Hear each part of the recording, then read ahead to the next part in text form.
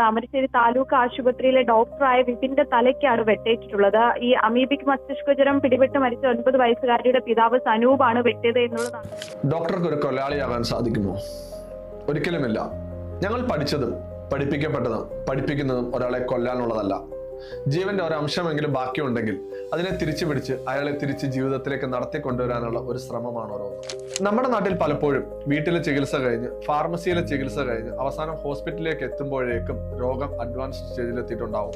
ഈ സമയത്ത് ഡോക്ടറോട് പലപ്പോഴും ദൈവത്തെ പോലെ പെരുമാറാനാണ് ആവശ്യപ്പെടാറുള്ളത്. Doctors cannot do magic. പലപ്പോഴും ഡോക്ടറിന് ഒന്നും ചെയ്യാൻ പറ്റാത്ത സിറ്റുവേഷനിലായിരിക്കും ഉണ്ടാകുക. ഒരു രോഗം മൂർച്ഛിച്ചു കഴിഞ്ഞാൽ ബൈസ്റ്റാൻഡേഴ്സും മറ്റുള്ളവരും ഇമോഷൻ, ആൻസൈറ്റി മൂലം ഡോക്ടറെയും ഹോസ്പിറ്റലിലെയും നഴ്സുമാരെയാണ് കുറ്റം പറയാറ്. ഇതിൽ പ്രശ്നം എന്തെന്ന് വെച്ചാൽ ഡോക്ടർമാരെ കുറ്റം പറയുന്നതും ഉപദ്രവിക്കുന്നതും വളരെ സ്വാഭാവികമായി കാണുന്ന ഒരു നാട്ടിലാണ് നാം ഉള്ളത്.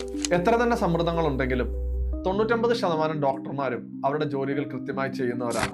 ഡോക്ടറെ മർദ്ദിച്ചതുകൊണ്ടോ ഹോസ്പിറ്റലിൽ കല്ലെറിഞ്ഞതുകൊണ്ടോ ആരും ഹീറോ ആകുന്നില്ല. മറിച്ച് കാര്യങ്ങളെ സമന്വയത്തോടെ മനസ്സിലാക്കാനുള്ള പക്വതയാണ് നമുക്ക് വരുന്നത്. So please stop violence against doctors.